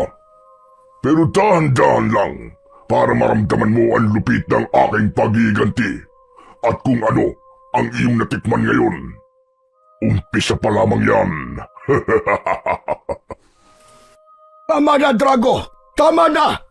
Maawa ka sa kanya! Patawad talaga ang matandang panot na ito. Sasabihan mo kung maawa? Sabi ko naman sa'yo, manood ka na lang. Gusto mo bang bigyan pa kita ng popcorn at soft drinks para naman lalo ka mag-enjoy sa aking palabas? Pero sobrang pagpapahirap na ang ginawa mo sa kanya. Tama na yon. Nag-uumpisa pa lang ako, kaya hindi pa ako tapos. Sabi ko naman sa'yo, mag-relax ka lang at mag-enjoy sa panonood. Inutusan niya ang ilan niyang tauhan. Lumabas sila ng kuweba at sa kanilang pagbabalik ay may dala na silang krus na kahoy. May ibinigay din sila kay Drago na isang maso at 3 malalaki at mahabang pako. Kaya nahulaan ko ang kanyang binabalak. Anong gagawin mo? Ipapako mo ba sa krus ang sugo? Huwag kang magtanong. Manood ka na lang. gustong magpakabayani ng ipinagmamalaki ninyong sugo ng langit. Kaya pagbibigyan ko siya. Inutusan uli ni Drago ang ilan niyang mga alagad para kalagahan ang gapos ng sugo. Hindi na halos siya makatayo at makalakad, kaya kinaladkad na lang siya papunta sa krus na kahoy. Inihiga nila ang sugo at inumpisahan na ni Drago na ipako sa krus ang dugo ang binata. Unang ipinako ni Drago ang kanang kamay ng sugo. Hawak siya sa braso ng 2 aswang at sa kabilang braso ay 2 namang vampira. At hawak naman ni Drago ang maliit na maso na ginawa niyang pampukpok sa pako. Kaya minsan pa ay ipinikit ko ang aking mga mata. Pero naririnig ko naman ang paghampas ng maso sa pako, pati na rin ang daing ng sugo. Pagkatapos nilang ipako ang mga kamay ng sugo, ay isinunod naman ang 2 paa. Napaiyak na uli ako at naitanong ko sa aking sarili, paano na kami kapag namatay ang sugo ng langit? Mamamatay na rin ba ang aming pag-asa? Dito na nga ba matatapos ang lahat? Minsan pa ay kinausap ni Drago ang natitira niyang mga alagad dahil marami na ang napaslang sa kanila. Kaya kukunti na lang ang natitira niyang mga alagad. Malaki ang nawala sa ating bilang dahil kagagawa ng sugo ito. Pero hindi tayo dapat madismaya dahil wala nang haadlang sa atin sa pag-iimagsik ng lagim. Pero bukas ng gabi ay meron namang madadagdag sa ating bilang dahil magiging halimaw na rin ang mga dati nating kalaban at magaganap ang kanilang pagbabagong anyo bukas ng ating gabi. Yun pa pala ang isa kong inaalala. Magiging halimaw na rin bukas si Elektra at ang mga kasama at kaibigan ko. 24 oras na lamang ang natitira. At hindi ko alam kung may makakapigil pa ba sa pangyayaring yon. At dahil wala nang hahadlang pa sa atin, kaya muli tayong sasalakay at uubusin natin ang natitirang mamamayan ng San Sebastian. Magpapakabusog tayong lahat at ang sugo ng langit ang gagawin nating panghimagas. Bago humayo si Drago at ang mga alagad niya, ay kinausap muna niya si Maruka. Paano, Maruka? Ikaw na munang bahala rito. Aalis muna kami at magpapakabusog. Babantayan mo mabuti ang batang si Bokyo at yung matandang panot. Lalong-lalo na ang tanong ng sugo ng langit kuno. Pero bossing, hindi pa tayo pwedeng maging kampante. Bakit? Ano ba problema? Huwag mo na uling babanggitin ang anumang bagay na may kinalaman sa propesiya dahil babatukan na talaga kita.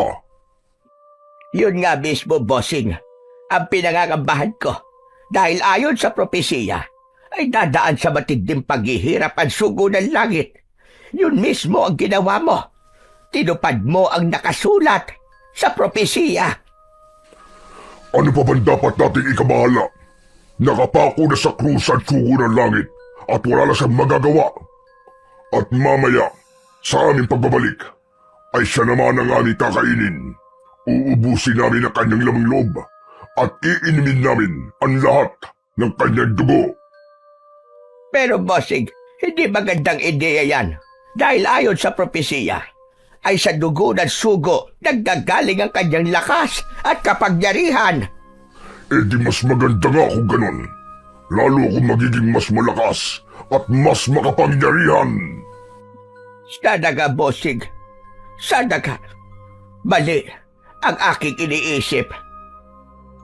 Umalis na si Drago at ang kanyang mga alagad upang salakayin ang natitirang mamamayan ng San Sebastian, kaya wala na akong ibang magagawa kundi ang maghintay sa kanilang pagbabalik at saksihan ang gagawin nila sa sugo ng langit. May panahon ka pa, Maruka. Hindi pa huli ang lahat para lisanin mo ang iyong baluktot na landas. Pwede ka pang magbago. Bakit? Ano ba sa palagay mo dapat kong gawin? Ano pa nga ba? Hindi palayain mo na kami ni Bokyo, pati na rin ang sugo ng langit. Tumigil ka. Hindi ako si Raulo para gawin yon. Siguradong kasama ako sa magiging paghimagas ni na Bossing at ng mga alagad niya kapag ginawa ko yon. Huwag kang matakot, Maruka. Hindi ka nila pagtatangka ang kainin dahil masusukalan sila sa'yo. Bukod sa amoy lupa ka, maasim ka pa. Mas maasim ka pa sa sinigang. At mahihirapan silang nguyain ka dahil makunat ka na. Para ng goma ang balat mo. Pampawala ka pa nga ng gana kung tutusin. Anak ka ng 7 kuba, nakuha mo pa magsalita. At nagsalita ang hindi amoy lupa. Makunat ka na rin at expire na ang iyong dugo. Malalason lang sila sa'yo at lasang panis na ang iyong laman loob. Wala ka ng silbi, kaya malamang na ililibing ka na lang ng buhay ni Bossing. Pero hindi ka ba talaga natatakot sa sugo ng langit, Maruka? Mas marami ka sigurong alam sa propesiya, hindi ba? Sa totoo lang ay kinakabahan ako.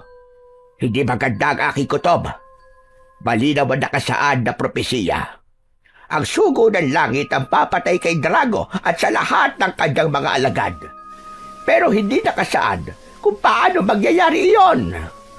Sa kalagayan ng sugo ng langit ngayon, sa palagay mo ba, ay may magagawa pa siya? Ngunit ikaw na mismong nagsabi, ang sugo ng langit pa rin ang magtatagumpay sa bandang huli. Kaya mag-isip-isip kang mabuti kung sino ang iyong papanigan. Mukhang tumalab kay Maruka ang sinabi ko sa kanya, kaya pinag-isipan niyang mabuti kung babaligtad nga ba siya. Magagawa ba niyang traidorin ang kanyang amo? Hindi pa rin ako mapalagay. Hindi mawala sa isip ko ang nakasaad sa propesiya. Maraming ang mga hula ang natupad. At kahit isang propesiya ay hindi sumasablay. Pero may magagawa pa nga ba ang sugo ng langit ngayong nakapako na siya sa cross? Siguradong papatayin siya ni Bossing Drago babaya. At kapag nangyari yon, ay hindi matutupad ang propesiya sa kauna-unahang pagkakataon. Pero hindi ko tiyak kung ganun nga ang mangyayari. Aabangan ko na lang ang sunod na kabanata. Kapag may naganap na himala at nakawala ang sugo ng langit, edi, sa kanya ko papanig. Magandang ideya. Halos 1 oras lang ang nakalipas ay bumalik na kagad si Drago at ang kanyang mga alagad. Busog na busog sila dahil marami silang nabiktima. Kaya malamang bukas ng umaga ay siguradong mga kalunos-lunos na balita na naman ang kakalat sa iba't ibang panig ng mundo. Pinagmasdan ni Drago ang sugo ng langit na nakapako sa krus at kinutya niya ito at pinagtawanan. Kumusta na, sugo? Buhay ka pa ba?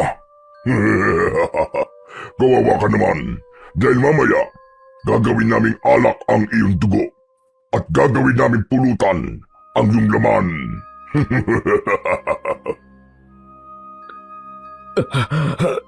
Iyon mismo ang nakatakdang mangyari.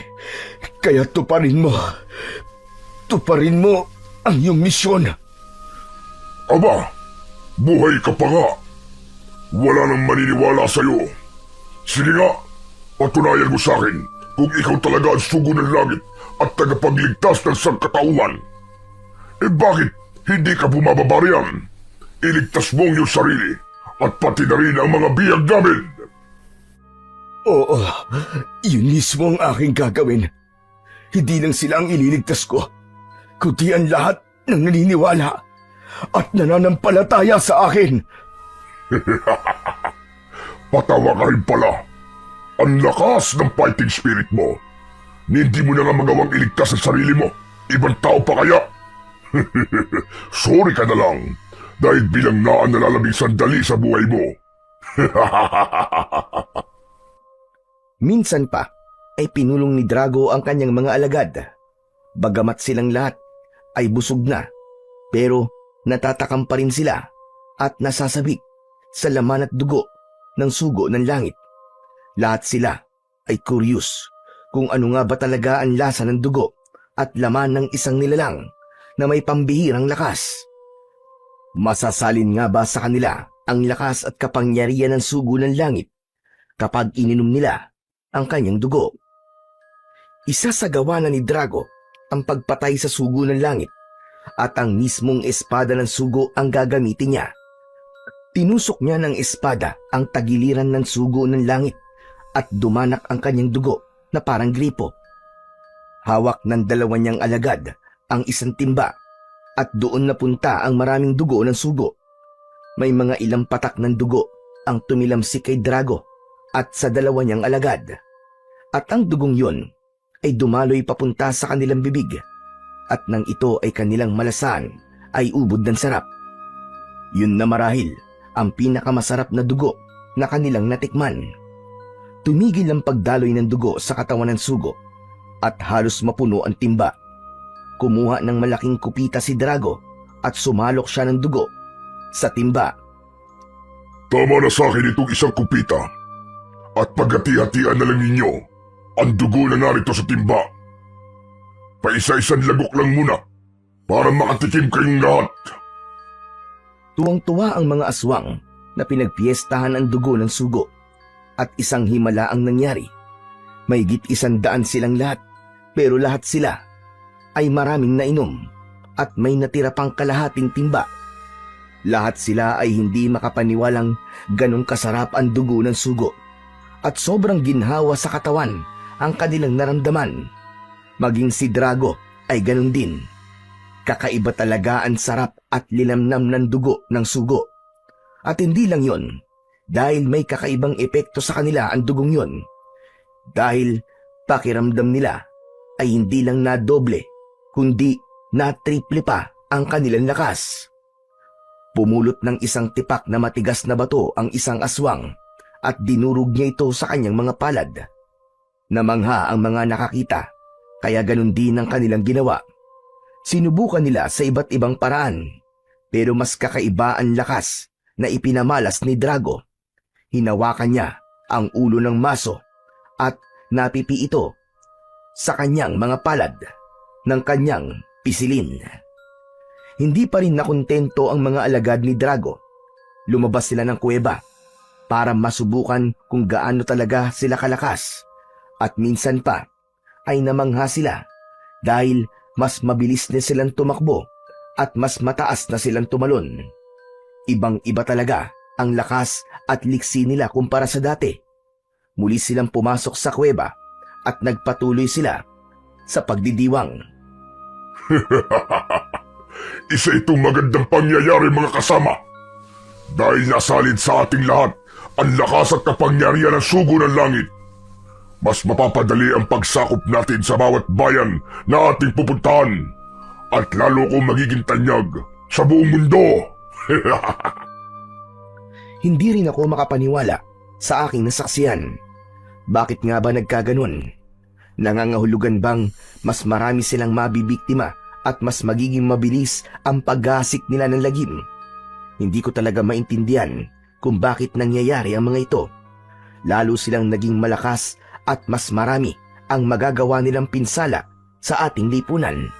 At kung tutusin, ay parang tinulungan pa sila ng sugo ng langit para umangat ng ilang antas ang lakas at kapangyarihan ng mga kampon ng kadiliman. Paano yan, Lolo Pedong? Lalo silang lumakas ngayon.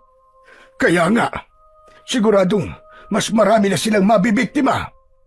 Ano pong gagawin natin? Wala na po ang sugo ng langit. Patay na po siya. Hindi pa siya patay, Bokyo. Mukhang humihinga pa siya. Pero wala na po siyang magagawa, Lolo Pedong. Halos maubos na po ang kanyang dugo. Tama ka. Wala na tayong ibang magagawa kundi ang maghintay kung ano ba ang ating magiging kapalaran. Kung tutusin, ay mas mabuti pa kami ni Bokyo kumpara kay Elektra at sa iba pa naming kasama dahil magiging halimaw din sila at mas gugustuhin ko pang ako ang maging biktima ng isang aswang kaysa naman ako ang maging aswang. At sa pagkakataong yon ay tuluyan na akong nawalan ng pag-asa. At bakit nga ba nagkaganon? Bakit hinayaan ng Panginoon Diyos na manaigang kasamaan laban sa kabutihan? at masakit pagmasdan ang pagdidiwang ng mga kampo ng kadiliman. Dahil sa sobrang tuwa, ay inalok din ni Drago ng dugo, ng sugo, ng langit, si Maruka. Sige na, Maruka. Tikman mo, kahit isang lagok lang. Ayoko niya, bossing. Kaya, wag mo na akong alokin. Tikim lang naman eh. Konting-konti lang. Kahit isang higop lang. At sinisigurado kong magugustuhan mo ito. Dahil sobrang sarap. Bossing, alam mo namang hindi niyo ako kauri. Hindi ako halimaw. Kaya hindi ako umiinom ng dugo at kumakain ng laman ng isang tao. Sigurado ka ba talagang ayaw mo? O nagpapakipot ka lang? Hindi ako halimaw, kundi isang babaylan, bossing. Hindi ako umiinom ng dugo. Siguro ay kung dinuguan pa yan na may kasamang puto. Aba, hindi ko yan tatanggihan. Kung ayaw mo, di sige. Hindi na kita pipilitin. At kahit gusto ko, ay hindi ko pa rin iinumin yan. Wala akong tiwala sa dugog niya dahil naririyan na kapangyarihan ng sugo ng langit. May kutob akong ang dugong mismong yan ang tatapos sa inyong paghahari kasama ng iyong mga alagad. Ano bang pinagsasasabi mo? Nakita mo naman, di ba? Higit pa sa doble ang nadagdag sa aking lakas at kapangyarihan. At habang tumatagal, ay nararamdaman kong lalo akong lumalakas. Ayan o, ramdam na ramdam ko. Napalakas ako ng palakas! Tuloy-tuloy nga ang paglakas ni Drago at ng kanyang mga alagad. Kaya lalo silang natuwa hanggang sa unti-unti silang manginig ang kanilang katawan. May kakaibang nangyayari sa loob ng kanilang katawan at ngayon pa lamang nila nararamdaman ang tunay na epekto sa kanila ng dugo, ng sugo. Teka, bakit ganito? Nanginginig ang buo kong katawan! Anong nangyayari sa akin? Anong nangyayari? Naganap na. Anong naganap na? Anong ibig mong sabihin? Naganap na ang propesiya. Ang dugo na sugo ng langit ang tatapos sa iyo at sa iyong mga alagad. Nahulog ka sa isang patibong. Ang dugong inaakala mong magbibigay sa iyo ng dagdag na lakas at kapangyarihan ay siya palang pupuksa sa iyo. Kaya sorry ka na lamang, bossing. Dahil ito na ang iyong katapusan. Hindi maaari. Hindi totoo ito! Patuloy na nanginig si Drago at ang kanyang mga alagad na para silang nangingisay dahil hindi kayang i-absorb ng kanilang katawan ang sobrang lakas at kapangyarihan ng dugo ng sugo ng langit. Patuloy ang kanilang panginginig at napapasigaw na si Drago dahil para bang may matinding lason at mabagsik na kamandag ang ininom niyang dugo. Maging ang mga alagad niya ay napasigaw na rin, kaya isang nakakarinding sigaw at alulong ang maririnig sa loob ng kuweba. Palakas ng palakas ang kanilang pangingisay at unti-unting pumutok ang kanilang mga ugat hanggang sa sumabog ang kanilang katawan at nangamatay silang lahat. Nasunog din ang kanilang mga bangkay at naging abo. At doon ko lang naintindihan ang lahat. Tunay nga palang laging mananaig ang kabutihan laban sa kasamaan.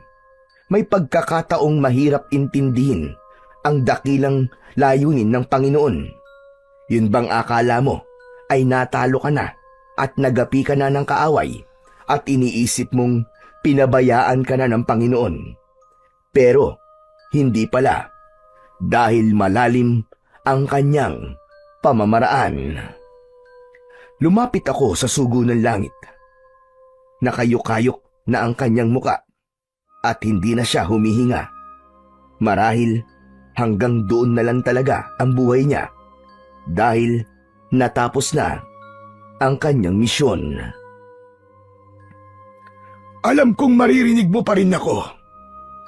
Kaya gusto kong magpasalamat sa iyo. Maraming salamat dahil tinupad mo ang iyong misyon nang naaayon sa propesiya. Tunay ngang nagmula ka sa kalangitan na para bang isang anghel na inihulog sa amin ng langit.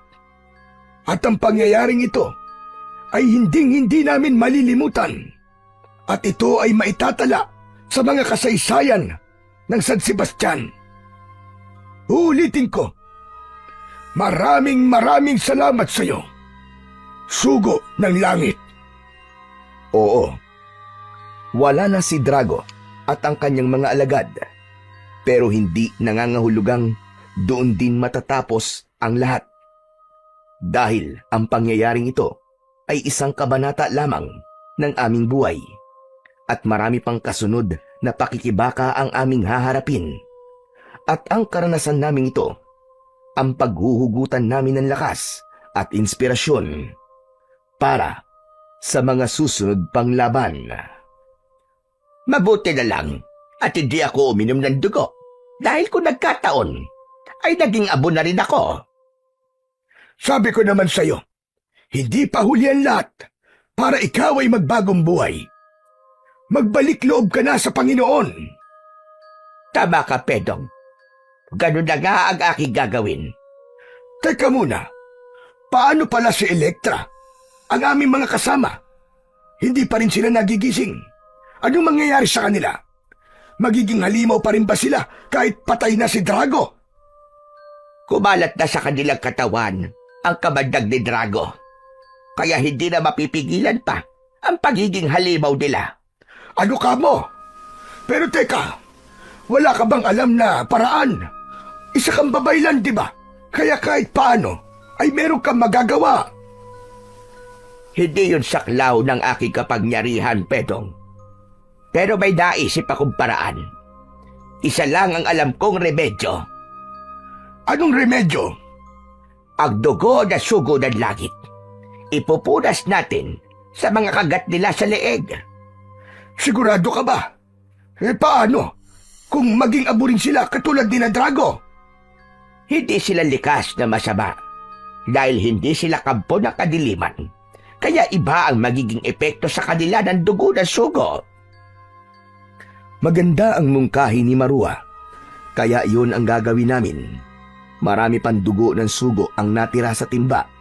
Kaya gagamitin namin yon para ipunas sa leeg ng mga kasama kong kinagat ni Drago. Una kong pinuntahan si Elektra. Itinubog ko sa dugo ang isang panyong puti at ipinunas ko sa leeg ni Elektra. Mabilis ang naging epekto dahil wala pang 10 segundo ay unti-unting naghilom ang sugat niya sa leeg at nagising din siya. Teka, ano po nangyari, Lolo Pedong? Ay, salamat sa Diyos. Mahabang istorya. Mamaya ko na lang ikikwento. Pupuntahan ko ang mga kasama natin at pupunasan ko rin itong dugo ng sugo. Ha? Dugo ng sugo? Anong ibig niyo sabihin? Sabi ko naman sa iyo, mamaya na ako magkikwento. Halika, samahan mo ko. Puntahan natin ang ating mga kasama. Ganun din ang ginawa ko sa aking mga kasamang nakagat ni Drago. Pinunasan ko rin sila sa leeg ng dugo ng sugo at lahat sila ay nagising at ikinuwento ko sa kanila ang buong pangyayari. Binalikan namin ang sugo ng langit dahil gusto namin siyang bigyan ng isang marangyang libing. Pero isang himala na naman ang naganap dahil wala na sa krus ang kanyang bangkay. Marahil umakyat na siya sa langit dahil doon naman siya nagmula. Gutom na po ako, Lolo Pedong. Pati po ako, Lolo Pedong. Gutom na rin po ako. Aba, lahat naman tayo ay gutom na gutom. Huwag kayo mag-alala. Marami pa akong pagkain dito. Talaga? Baka naman mga laman loob ng tao ang ipapakain mo sa amin. Oo nga po, Lola Maruka. Hindi po kami kumakain ng karne ng tao. Pambihira, hindi ako aswang. Kaya hindi rin ako kumakain ng laman ng tao. Ordinaryong tao rin akong katulad ninyo. Ano bang pwede namin kainin? Kanin, isda at gulay. Pero magluluto pa ako. At pagkatapos natin kumain, ay sasama na ako sa inyo. Bakit, Maruka? Mabait ka naman talaga. Kung inaakala ninyong hindi ako mabait, di sige. Magtiis kayong lahat sa gutom. Hindi ko kayo pakakainin. Nagtawanan ang lahat sa sinabing yun ni Maruka. At pagkatapos naming kumain, ay sabay-sabay na kaming umuwi sa San Sebastian. At dahil maraming namatay sa aming mga kamag-anak, kaya sino pa ba ang magdadamayan, kundi kami-kami rin. Sa tulong ng sugo ng langit, ay natapos ang aming pakikipagtunggali sa kampo ng kadiliman. Pero patuloy pa rin kaming magsasama-sama sa pakikipaglaban, hindi lang sa mga kampo ng kadiliman, kundi pati na rin sa mga salot ng lipunan. At nawa, ang aming kasaysayan ay maging inspirasyon sa inyong lahat, dahil alam kong meron din kayong hinaharap na iba't ibang laban. Kailangan lang ninyong magtiwala sa Panginoong Diyos at magtiwala rin kayo sa inyong sarili. Kaya ninyo yan. Hanggang sa muli, marami pong salamat sa inyong pakikinig.